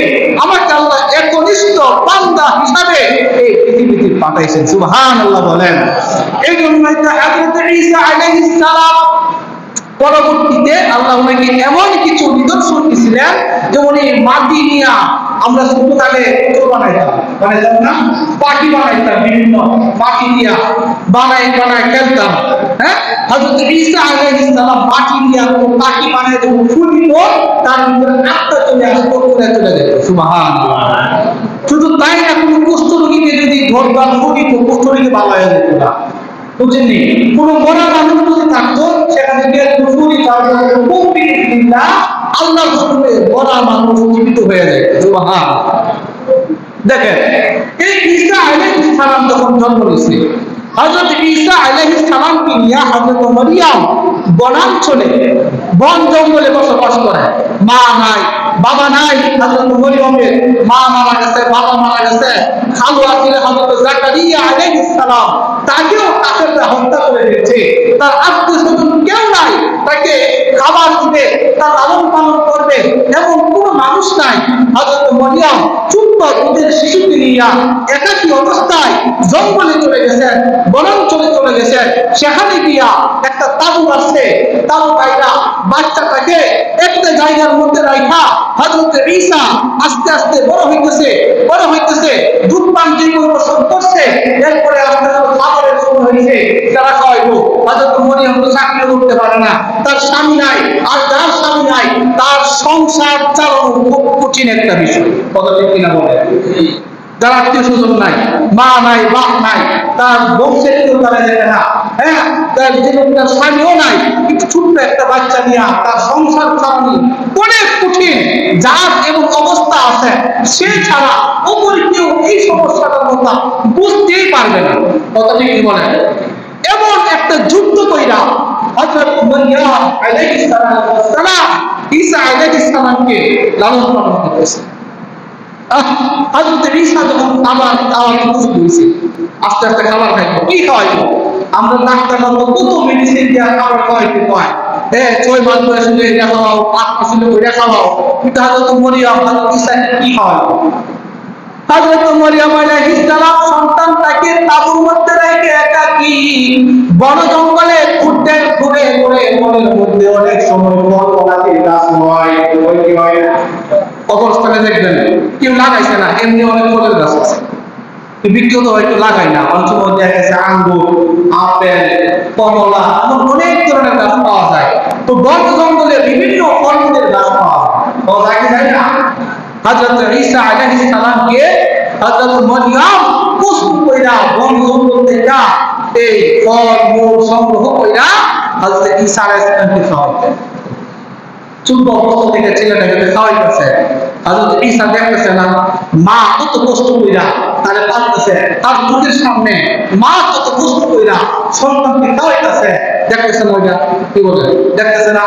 একটা মা যদি তার সন্তানকে এমন ভাবে লালন পালন করে, একটা সময় আইসা এই সন্তান যদি মাকে বলে মা তুমি অনেক কষ্ট করেছো আমার জন্য, এই সন্তান 12-13 বছরের সন্তান যদি বলে আমাকে লালন পালন করতে দিয়া তুমি সমাজের অনেক কথা শুনছো, মানুষ তোমার খাওয়ান দেয় নাই, তুমি নিজে কাজ করছো, আর কাজ করো না মা, আমি এখন বলছি আমি এখন নিজে কাজ করে তোমার খাওয়াবো। সুবহানাল্লাহ বলেন। কোন মাকে যদি সন্তানের কথাটা বলে মায়ের মন অনেক বড় হইব না? এরপরে কোনো মা চায় না তার সন্তানদের কাজ করবে না। রে বাবা তুই ছোট্ট মানুষ, তুই কি কাম করবে? রে বাবা তুই কি কাম করবে? তুই তো কাম করতে পারবো না, তোর একটু কাজও নিত না। মিল ফ্যাক্টরিতে রেখে দেয় না, 10 বছরের বাচ্চা এখানে চাকরি দেওয়া যাবে না, রেখে দেয় না। হযরত মরিয়ম আলাইহিস সালামের মতো এমন কাহিনী আমাদের সমাজেও আছে, আছে না নাই?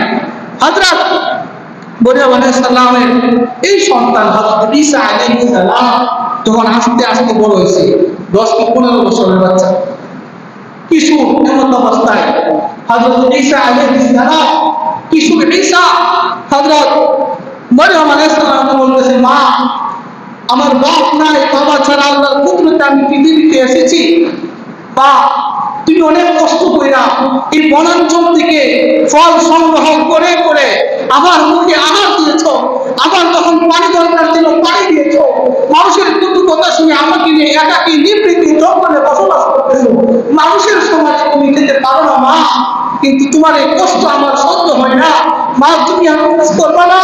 আমি ঈসা তোমাকে তোমার বললে আমি ঈসা মানুষের বাড়িতে কাজ করবো, আমি নিজে ফল মূল সংগ্রহ করে তোমাকে খাওয়াবো না।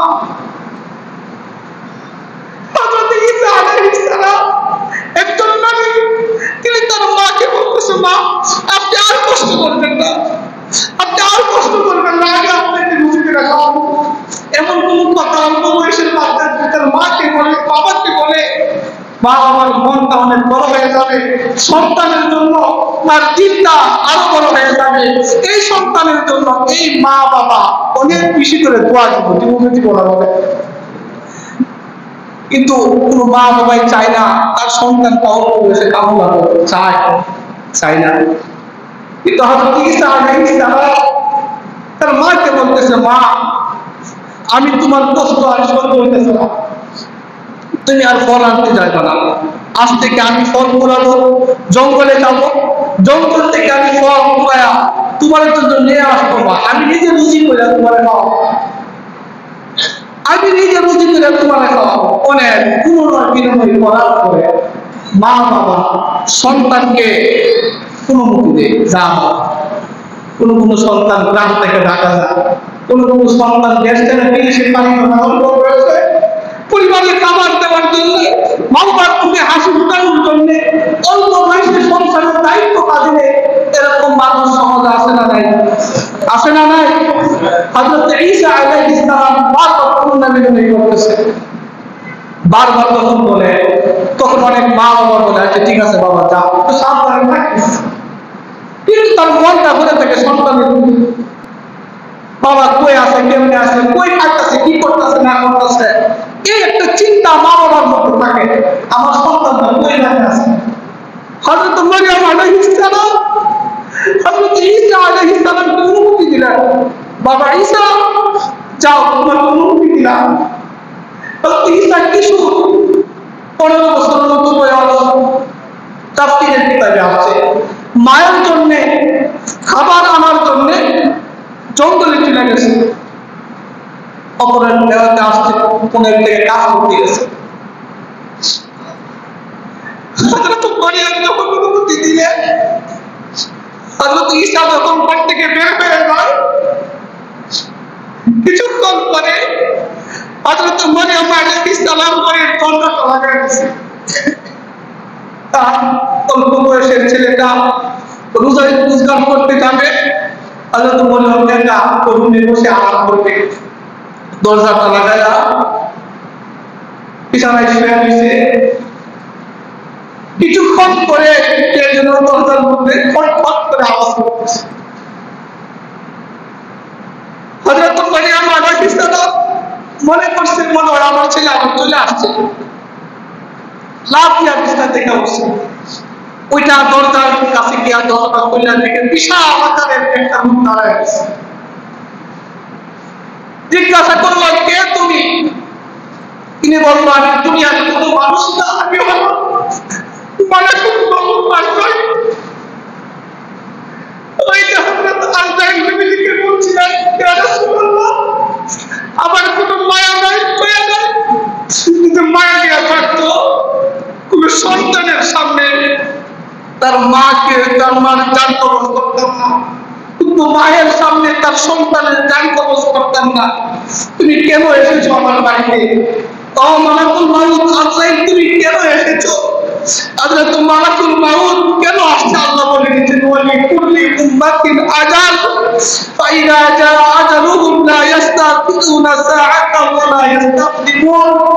ও মারইয়াম, আমি এসেছি, আল্লাহ আমাকে পাঠাইছে তোমাকে দুনিয়া থেকে চলে যেতে হবে।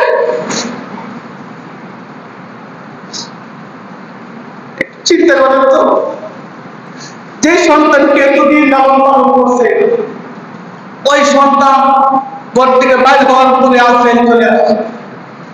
হযরত মারইয়াম আলাইহিস সালাম আজরাইলের কাছে পুনরায় বিনয় করতেছিল, আজরাইল ঠিক আছে আপনার হুকুম আমাকে নিয়ে যাবে, কিন্তু তোমার কাছে আমার একটা অনুরোধ, আমার ছেলেটা আমার জন্য জীবনের প্রথম রুজি করতে গেছে, জীবনের প্রথম আমার জন্য খাবার সংগ্রহ করতে গেছে, আমার ছেলেটা ফিরে আসো, তাকে একটু দেখি, মন যাওয়ার কালে বিদায়ের কালে তাকে একটু সান্ত্বনা দেওয়া যায়। ছেলেটার বাবা নাই, দুনিয়াতে আত্মীয় কেউ নাই, তাহলে একটু সান্ত্বনা দিব, তারপরে আমাকে নিয়ে যায়।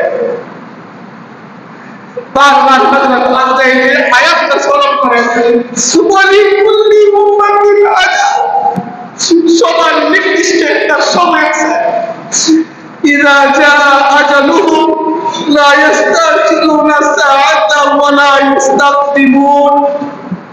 যখন নির্দিষ্ট সময় চলে আসবে, তুমি আর কিছু করা হবে না, তখনই তাকে আল্লাহর কাছে চলে যেতে হবে। এই জায়গায় একটু চিন্তা করেন, হযরত মরিয়ম বারবার অনুনয় করার পরেও একটু সময় পাই না। হযরত মরিয়মকে সময় দেওয়া হয় নাই, মরিয়মের কান কবজ করতে হবে, সময় দিল না। হযরত মরিয়ম বলল ঠিক আছে, সময় যখন দিবাই না, কি আর করা, দুনিয়া থেকে চলে যাব, তবে একটা আফসোস রেখে যাবো, সেটা হলো আমার সন্তানটাকে শেষবেলা দেখতে পারলাম না, সন্তানের সাথে দুইটা কথা বলতে পারলাম না, সান্ত্বনা দিতে পারলাম না, এই আফসোসটা নিয়ে আমাকে চলে যেতে হচ্ছে। হযরত মরিয়ম বিছানার মধ্যে শুয়ে পড়লেন, এমন অবস্থায় আজরাইল তার ডাক কবজ করে গেছে।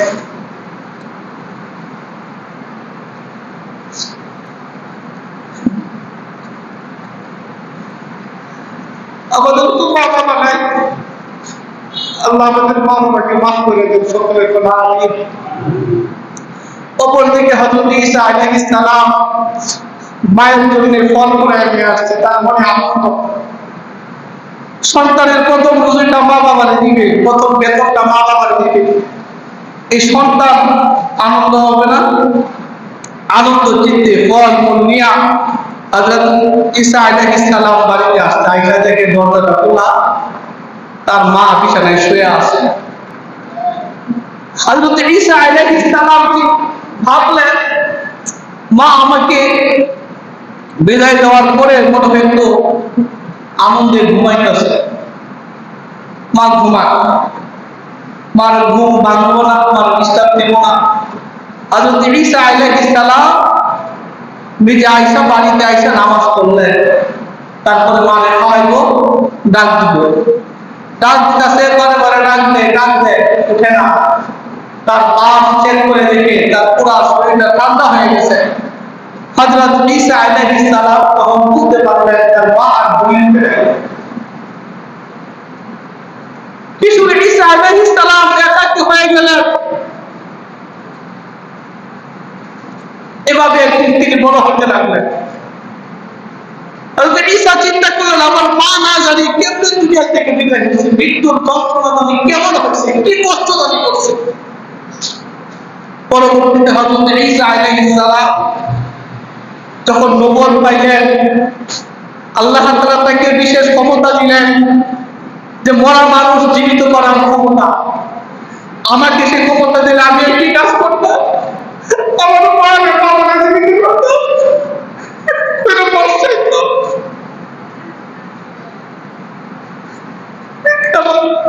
মা বাবার দুনিয়াতে থাকতে অনেকে মা বাবার কদর করতে।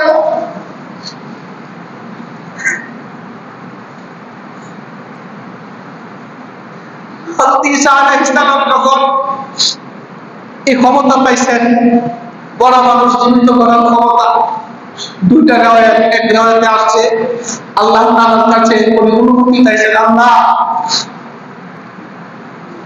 আমার অনুপস্থিতিতে আমার মা ইন্তেকাল করছে, আমি আমার মাকে জীবিত করতাম, আমাকে অনুমতি দেন। আল্লাহ তাআলা অনুমতি দেন নাই। কিন্তু অপর রাওয়ায়াতে আসছে, আরেকটা রাওয়ায়াতে আসছে আল্লাহ তাআলা তাকে অনুমতি দিয়েছেন। যখন অনুমতি দিয়েছেন হযরত ঈসা আলাইহিস সালাম তার মা যখন মারা গেছে, একাকী মানুষ বনাঞ্চল বনের মধ্যে থাকে, তার জানাজা আছে, তার কাফন দাফন আছে, একটা মানুষ কেমনে কি করবে? মাকে দাফন করার জন্য ছোট্ট মানুষ লোক খুঁজতেছে, কোনো লোক পায় কিনা। পাহাড়ের এক চূড়ায় গেছে, গিয়ে দেখে সাদা পোশাক পরিহিত অবস্থায় কয়েকজন লোক আসতেছে। তাদেরকে ডাক দিলেন, ভাইয়েরা আপনারা আসেন, আমার মা ইন্তেকাল করছে, তার কাফন দাফনের ব্যবস্থা করতে হবে। ওনারা আসলেন, আয়েশা বললেন আমরা দুনিয়ার মানুষ না, আমরা আসমানের ফেরেশতা, আল্লাহ আমাদেরকে পাঠাইছেন তোমার মায়ের জানাজা এবং কাফন দাফনে অংশগ্রহণ করার জন্য। হযরত ঈসা আলাইহিস সালাম ক্ষমতা পাওয়ার পর তার মার কবরের পাশে গিয়ে বললেন, ইয়া উম্মি কুম বিইজনিল্লাহ, ইয়া উম্মি কুম বিইজনিল্লাহ, ইয়া উম্মি কুম বিইذنিল্লাহ, হে আমার মা, আপনি আল্লাহর হুকুমে দাঁড়ায় যান, জীবিত হয়ে যান। বারবার ডাক দেওয়ার পরে হযরত মারইয়াম আলাইহিস সালাম জীবিত হয়ে গেলেন। সুবহানাল্লাহ। হযরত ঈসা আলাইহিস সালাম বলছেন, মা, আপনি আমাকে ছেড়ে চলে গেলেন, আপনার সাথে আমার শেষ দেখা হলো না, আপনার অনেক কষ্ট হয়েছে মা। হযরত মারইয়াম বললেন, বাবা, কষ্ট তো একটা আছে, কিন্তু এর চেয়ে বেশি কষ্ট হয়েছে আমার যখন মৃত্যু হয়েছে, মৃত্যুর যন্ত্রণা। এমন ভাবে জানটা কবজ করা হয়েছে, জীবিত একটা বকরিকে যদি ঝিলানো হয় তার যেমন কষ্ট, এর চেয়ে বেশি কষ্ট আমার হয়েছে আমার জানটা কবজ করার সময়। যে মা তার সন্তানকে এমন ভাবে লালন পালন করে, ওই মাকে কি কষ্ট করতে দেওয়া যাবে বলে? কথা বল। ওই মা বাবার সাথে বেয়াদবি করা যাবে? শুনেন, কোন মা বাবা যদি সন্তানকে পৃথিবীতে জন্ম দেয়, এই জন্ম দেওয়াটাই সন্তানের জন্য সবচেয়ে বড় দয়া এবং ইহসান।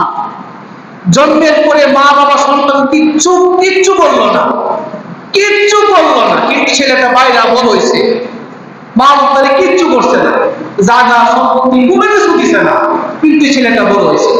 এরপরেও এই সন্তানের কোনো অধিকার নাই কোনো মা বাবাকে কোনো কথা বলবে।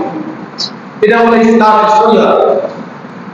এই সন্তানের কোনো অধিকার নাই যে মা বাবাকে কোনো কথা বলবে। মা বাবা যদি কাফেরও হয়, এরপরে মা বাবার সাথে কোনো বেয়াদবি করা যাবে। হযরত আজরাইল আলাইহিস সালাম বললেন, ইয়া রাসূলুল্লাহ, আমার দয়া মায়া নাই। দয়া মায়া যদি থাকতো আমি হযরত মারইয়াম আলাইহিস সালামকে ঈসা আলাইহিস সালামের ফল কুড়ানোর সময় তার মৃত্যু ঘটাতাম না। কিন্তু আমি আজরাইল আপনার কাছে এসে আপনাকে একটা সুসংবাদ দেব। কি সুসংবাদ? হযরত আজরাইল বললেন, ইয়া রাসূলুল্লাহ, আমি ফেরেশতা, অনেক বিকট, অনেক বিকৃত চেহারা হতে পারে, কিন্তু আমার কাছে আপনার উম্মতের জন্য একটা সুসংবাদ আছে। সেটা হলো এই, আপনার যে সমস্ত উম্মতেরা আপনাকে ভালোবাসে, আপনার আদর্শ মেনে চলবে, আপনাকে সন্তুষ্ট করবে এবং আপনাকে ভালোবেসে আপনার প্রতি দুরূদ শরীফ পাঠ করবে, আমি আপনার সেই উম্মতের মৃত্যুর সময় কোনো কষ্ট দেব না। মনে আছে কাহিনীটা? 4 নম্বর ফেরেশতা আজরাইল আলাইহিস সালাম এই দুরূদ শরীফ যারা পড়বে, মৃত্যুর সময় তার কি হবে না, কষ্ট দিবে না। এই সংবাদটা দেওয়ার জন্য আমি আজরাইল এই 3 ফেরেশতার সাথে আপনার কাছে এসেছি। সুবহানাল্লাহ। তো বেশি করে দুরূদ পড়া দরকার আছে না নাই? মানে আমরা অভ্যাস হলো হুজুর নিয়া জিগার বাইন্দা মিছিল দিয়া দুরূদ না পড়ে দুরূদ পড়া বিলাম অভ্যাস। কথা ঠিক না? হুজুর দাওয়াত দিয়া বাড়ি নিয়া একসাথে পয়সা সবাই মিলে জিকির কইরা দুরূদ না পড়লে দুরূদ না, এরকম আমাদের মনে দিয়ে এরকম সমাজ পরিস্থিতি, এরকম সমাজের মানসিক ধারণাই এরকম। কিন্তু দুরূদ আপনি যে কোনো সময় একাকি করবেন, একাকি করতে পারবেন, যখন ইচ্ছা তখন করতে পারবেন। বিশেষ কোনো পদ্ধতি লাগে না দুরূদ পড়ার, বিশেষ কোনো কি লাগে না, পদ্ধতি লাগে না। যখন নবীর নাম শুনবেন তখনই সাল্লাল্লাহু আলাইহি ওয়াসাল্লাম, অথবা পেরেশানিতে আছেন, টেনশনে আছেন, নবীর উপরে দুরূদ পড়তে থাকেন, আল্লাহুম্মা সাল্লি আলা মুহাম্মদ, আল্লাহুম্মা সাল্লি আলা মুহাম্মদ, অথবা আল্লাহুম্মা সাল্লি ওয়া সাল্লিম ওয়া বারিক আলা নাবিয়িনা মুহাম্মদ, অথবা নামাজে যে দুরূদ শরীফ পড়ে ওইটা বললেন, অথবা আপনার যে কোনো যদি আপনার মুখস্থ আছে 100 বার 1000 বার আপনি পড়েন, আল্লাহ তাআলা বিপদ আপদ দূর করে দেবেন। সুবহানাল্লাহ। এবার আসেন শেষ কথাটা বলে শেষ করি। যে মা এবং বাবা আমাকে আপনাকে দুনিয়াতে এত কষ্ট করে লালন পালন করছে, ওই মা বাবা যাদের মারা গেছে, যারা জীবিত আছে অবশ্যই তাদের কদর করবে, কিন্তু যাদের মা বাবা মারা গেছে তাদের জন্য কিছু করা দরকার আছে। কি বলেন, দরকার আছে না? নবীজি বলেন, মাল মাইয়িতু ফি কবরিহি ইল্লা শিবহাল গরিব আল মুতারাব্বিস। কোন মানুষ যখন মারা যায়, তাকে যখন কবরে রাখা হয়, তখন সে পানিতে ডুবন্ত ব্যক্তির মতো হয়ে যায়। বুঝেন, কোন মানুষ যদি মারা যায়, তাকে যদি কবরে রাখা হয়, কবরে থাকাকালীন অবস্থায় তার অবস্থাটা এমন, জীবিত থাকতে কোনো মানুষ সাঁতার জানে না, কি জানে না, সে পানিতে ডুবে গেছে, উঠতে পারতেছে না, তখন তার অবস্থাটা কি মনে হবে চিন্তা করেন তো। সে হাত পাওয়া করবো না, বাঁচাও বাঁচাও আমাকে বাঁচাও, চিল্লাইবো, কেউ শুনতো না। পানির ভিতরে যায় চিল্লাইলে কে শুনবো? আওয়াজ দিব, কথা বলে আওয়াজ দিব। সে বাবা হইলে যেই হোক, সে পানির ভিতর থেকে চিল্লাইতে থাকবে, সে তার আপন জনকে স্মরণ করবে, বুঝে আমার ছেলেটা এসে আমার বাঁচাইতো, আমার বাবা যদি আমার ধরে টাইমটা করতো, আমার বন্ধু বান্ধব যদি আমার ধরে টাইমটা করতো, এমন একটা আশায় সে আবু খাইতে থাকে। এমন একটা অবস্থা থাকে যে মৃত্যু কবরে থাকে না। কবর দেখা আত্মীয় স্বজন, মা বাবা আমাদেরকে তালাশ করে, হায় হায় আমার সন্তান যদি আমার কাছে নেক পাঠাইতো, তাহলে আমি আযাব থেকে বাঁচতাম। আমার আত্মীয় স্বজন যদি আমার কাছে নেক পাঠাইতো, আমি আযাব গজব থেকে বাঁচতাম। এরকম ভাবে হাউতাস করতে থাকে। তো সেই মা বাবার কবরে আমরা অতি অল্প সময়ে আযাব থেকে বাঁচার জন্য কিছু পাঠাইতে পারবো না ইনশাআল্লাহ। এক নাম্বার এমন একটা আমল আছে, যে আমলটা করলে অনেকে মনে করতেছে কোনো কালেকশন করবো, কোনো কালেকশন দিত না। অনেকে মনে করতেছে কালেকশন হয়ে যাবে, ওইটা জায়গা কালেকশন দিত না। শুধু মা বাবার কবরে যে আমরা 95টা দিতাম। দেখেন, অল্প সময় দুইটা আমল করলে, একটা আমল করলে মা বাবার কবরে, মা বাবার কাছে বিশাল বড় একটা হাদিয়া যায়। কি যায়? দুনিয়া থাকলে মা বাবার হাদিয়া দেয় না, আত্মীয় হাদিয়া দেয় না। এই যে ঈদ আইতেছে, অনেক সন্তান বাজারে একটা লুঙ্গি দিব, একটা পাঞ্জাবি দিব, মানে একটা শাড়ি দিব, দিয়া খুশি হইব, কিন্তু না। অনেক মা বাবা ইচ্ছা করে আমরা হতে যদি আমরা কিছু দিব হাদিয়া, অনেক আত্মীয় স্বজন ইচ্ছা করে। কবরে চাইটাও মা বাবা সন্তানের হাদিয়ার প্রতি তাকায় গেছে, আমার সন্তান আমার কাছে হাদিয়া দিব পাঠাই না, এই লুঙ্গি হাদিয়া পাঠানো লাগতো না। আল্লাহর নবী সাল্লাল্লাহু আলাইহি ওয়াসাল্লাম দুইটা আমল দিয়া গেছে। এই দুইটা আমল করতে বেশি সময়ও লাগে না, কয়েক সেকেন্ড লাগে। যদি কেউ করে মা বাবার কবরে একটা আমল করলে, এই দুনিয়ার চেয়ে বড় হাজার কোটি মিলিয়ন বিলিয়ন নয়, এর চেয়েও বেশি, দুনিয়ার চেয়েও বেশি বড় একটা হাদিয়া মা বাবার কবরে চলে যায়। সুবহানাল্লাহ, মা বাবা খুশি হয়ে যায়। এর মধ্যে একটা আমল হলো এই, কোন ব্যক্তি দুনিয়াতে থাকা মা বাবাকে যদি দুনিয়ার চেয়েও বেশি বড় একটা হাদিয়া পাঠাইতে চায়, সে যেন সকাল সন্ধ্যায় সব সময় যখন সে নামাজ পড়বে, নামাজের পরে মা বাবার জন্য দোয়া করবে, রব্বির হামহুমা কামা রাব্বায়ানি সগীরা। সুবহানাল্লাহ। এই দোয়াটা যে করবে, তাহলে মা বাবার কবরে, মা বাবার কবরে দুনিয়ার চেয়েও বেশি বড় হাদিয়া, সারা দুনিয়াটা যদি মা বাবা হাদিয়া দেয়, মা বাবা খুশি হতো না। যে খুশি হয় এই দোয়াটা পড়ে মা বাবার জন্য দোয়া করলে, সুবহানাল্লাহ বলে। এই দোয়াটা আমরা সব সময় করবো ইনশাআল্লাহ। রাজি আছি না? 2 নাম্বার দোয়া। 2 নাম্বার আমল হলো যে কোন সন্তান যদি মা বাবার কবরে সব পাঠাইতে চায়, সব কি পাঠাইতে চায়? আগে তো হাদিয়া গেছে, হাদিয়া আমি সব চাইবো। সব এই আমলটা যদি কোনো ব্যক্তি করে, পৃথিবীতে যত পাহাড় আছে, যত পাহাড় আছে, পাহাড় পরিমাণ সওয়াব আল্লাহ তাআলা মা বাবার কবরে মাপ দিয়া দিবে। সুবহানাল্লাহ বলে। সে আমলটা কি? সব সময় মা বাবার জন্য ইস্তেগফার করা। মা বাবার জন্য কি করা? আল্লাহ আমার মাকে মাফ করে দাও, আল্লাহ আমার বাবারে মাফ করে দাও, আল্লাহ আমার বন্ধুকে মাফ করে দাও। এই দোয়া করে আল্লাহ আমার মাকে বাবাকে আপনি কি করে দেন? মাফ করে দেন। তখন এই মা বাবার কবরে দুনিয়াতে যত পাহাড় আছে, এই পাহাড় পরিমাণ সওয়াব মা বাবা পায়, খুশি হয়ে যায়। আল্লাহ তাআলার কাছে আরজ করে, আল্লাহ এত সওয়াব করতে আইলো, এত হাজিয়া করতে আইলো, দুনিয়ায় থাকতে তো মুরগি হাজিয়া পাইতাম, দুনিয়া থাকতে তো কাপড় শাড়ি হাজিয়া পাইতাম, টাকা পয়সা হাজিয়া পাইতাম, কিন্তু এত দুনিয়ার চেয়ে বড় হাজিয়া কেমনে আইলো? দুনিয়াতে যত পাহাড় আছে পাহাড়ের চেয়ে বেশি সওয়াব কেমনে আইলো? তখন আল্লাহ তাআলা জানায় যে, বান্দা দুনিয়াতে যে সন্তান রেখেছো, তোমার সন্তান তোমার জন্য দোয়া করছে আমার কাছে, রব্বির হামহুমা কামা রাব্বায়ানি সগীরা বলে দোয়া করছে, আর এই দোয়ার বদৌলতে হাজিয়া তুমি পেয়ে গেছো। সুবহানাল্লাহ। তোমার জন্য ইস্তেগফার করছে, এই ইস্তেগফারের সওয়াব তুমি পেয়ে গেছো। এই দোয়াগুলো আমরা সবসময় করবো, যারা মারা গেছে তাদের জন্য, মা বাবার জন্য। দুনিয়াতে যাদের মা বাবা আছে সাবধান, বুলেট করেও আপনার মধ্যে অমিল হইলে তা মা বাবার সাথে কখনো রাগ করে চোখ রান্দায়া তাকে কষ্ট দিয়া কোনো কথা বলবেন না। আপনি বুঝবেন না এই বিষয়টা যখন আপনি বাবা হয়ে যাবেন, আপনার সন্তান যখন আপনার সাথে খারাপ আচরণ করবো, তখন আপনি বুঝবেন আপনার মা বাবা কি কষ্ট তখন অনুভব করছিল। আল্লাহ তাআলা আমাদের সবাইকে বুঝতে দান করুন। সবাই বলে আমিন। সবাই বলে আমিন। আল্লাহ আমাদের সবাইকে মাফ করে দেন, বলেন আমিন।